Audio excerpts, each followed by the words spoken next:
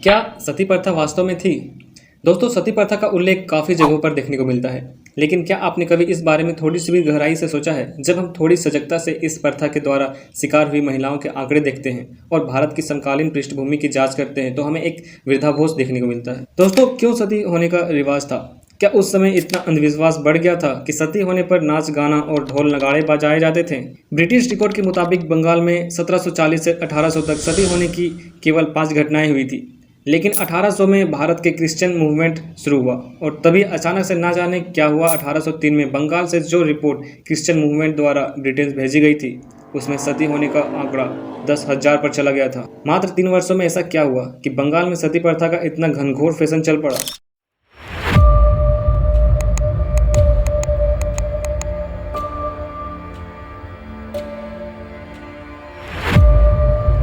प्राचीन काल में सती प्रथा थी। इसका सबसे पहला उल्लेख ऋग्वेद में मिलता है, जहां 10वें मंडल के 18वें अध्याय में श्लोक 7 से 8 में एक स्त्री को सती होने से रोकने का उल्लेख है। हम ये मान सकते हैं कि शायद उस समय ऐसी घटनाएं होती थी जिससे प्रेरित होकर वो स्त्री भी सती होना चाहती थी। दोस्तों, रामायण में सती प्रथा का उल्लेख नहीं है, लेकिन महाभारत में 3 बार उल्लेख किया गया है।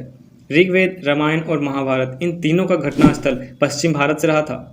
मतलब कि 400 ईसा पूर्व से पहले के इतिहास तक ये प्रथा बड़ी विरल थी।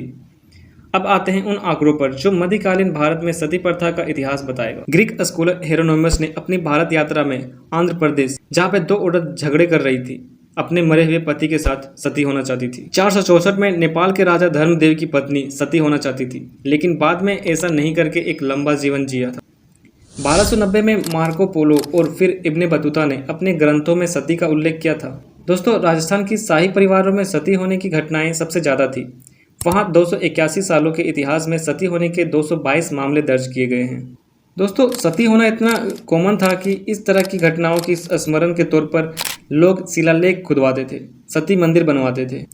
आज भी भारत के कई गाँव में आपको सती टीला मिल जाएगा, जहाँ आज भी दीपावली पर पूजा अर्चना की जाती है। लेकिन क्या आपने कुछ नोटिस किया?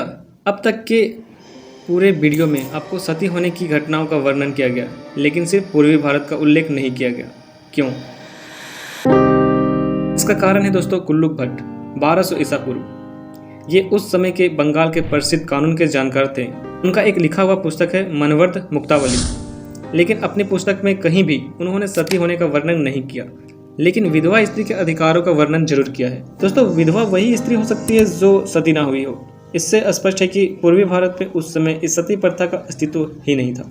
लेकिन ब्रिटिश रिकॉर्ड के मुताबिक भी बंगाल में 1740 से 1800 तक सती होने की केवल 5 घटनाएं हुई थी।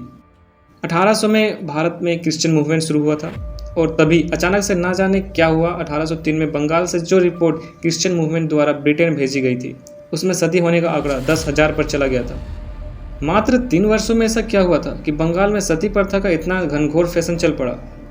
कोई बड़ा युद्ध, कोई बड़ा विद्रोह इस समय में नहीं हुआ था, और सती केवल तभी हुआ जाता था जब पति की मृत्यु हो जाए। जब बड़े पैमाने पर कोई युद्ध ही नहीं हुआ जिससे पुरुष मारे जाते, तो सती होने की घटनाओं में इतना उछाल कैसे? ये वो फोटो है दोस्तों जिससे क्रिश्चियन मूवमेंट में सती रिपोर्ट के साथ ब्रिटेन भेजा गया था। इसे गौर से देखिए। इसमें दिखाया गया है कि भारतीय सती होने पर जश्न मना रहे हैं और कुछ अंग्रेज इस घटना पर विचार विमर्श कर रहे हैं। क्या आपने बैकग्राउंड में मौजूद उछलते कूदते आदमी को देखा? दोस्तों, ये एक प्रकार का झूला था जिसे बड़े मेलों में लगाया जाता था, लेकिन यहाँ इसे अर्थी के साथ दिखाया गया है। क्या चिता के पास कभी मेला लगता है? सोचिए, क्रिश्चियन मूवमेंट ब्रिटेन सरकार को क्या संदेश देना चाहते थे? जितना आंकड़ा केवल 1 साल में भारत में भर दिया गया, उतनी सती पूरे बंगाल के इतिहास में कभी नहीं हुई होगी। क्रिश्चियन मूवमेंट ने अपनी कुछ सिफारिशें भी सरकार को भेजी थी। उस रिपोर्ट में लिखा था, भारतीय समाज में सती प्रथा बड़ी गहराई तक फैली हुई है। पुरुषों के मरने के बाद उनकी स्त्रियों को जिंदा जला दिया जाता है। हमें इन सभ्य बनाना होगा। सती प्रथा की आड़ में क्रिश्चियन मूवमेंट क्या करना चाहता था, ये आप समझ गए होंगे दोस्तों। वे भारत को घोर अंधविश्वास में घिरा हुआ दिखाकर ब्रिटेन सरकार से भारत में सीधे ईसाई धर्म प्रचार की आज्ञा चाहते थे। ये बड़ी क्रूर प्रथा थी, लेकिन जिस प्रकार भारतीयों को नीचा दिखाने और अपनी दुकान चलाने के लिए आंकड़ों को तोड़ मरोड़ कर पेश किया गया था, जानबूझकर भारतीयों के मन में ये तथ्य डाला गया कि केवल ब्रिटिश लोग ही हैं जो उन्हें बचा सकते हैं, और पीढ़ियों तक ये सोच फैलाई गई। लेकिन सबसे रोचक बात यह है दोस्तों कि जब वर्ष ब्रिटिश सरकार ने भारत में सती प्रथा रोकने के लिए कानून बनाया, ठीक उसी वर्ष इंग्लैंड में विच हंटिंग प्रथा के द्वारा हजारों स्त्रियों को मार दिया गया। विच हंटिंग प्रथा में उन औरतों को घर जाकर देखा जाता जिसके पति मर चुके थे। उन्हें चौराहे पर लाकर जला दिया जाता था। लेकिन हमें केवल वो ज्ञान ही दिया गया जो मैकाले हमें देना चाहता था। चाहे आप किसी भी उम्र के क्यों ना हो, आपने सती प्रथा और राजा राम मोहन का नाम तो जरूर सुना होगा, लेकिन कभी इस प्रथा की वास्तविक सच्चाई जानने का प्रयास किया? दोस्तों, ये वीडियो आपको पसंद आई हो तो वीडियो को लाइक ज़रूर करें।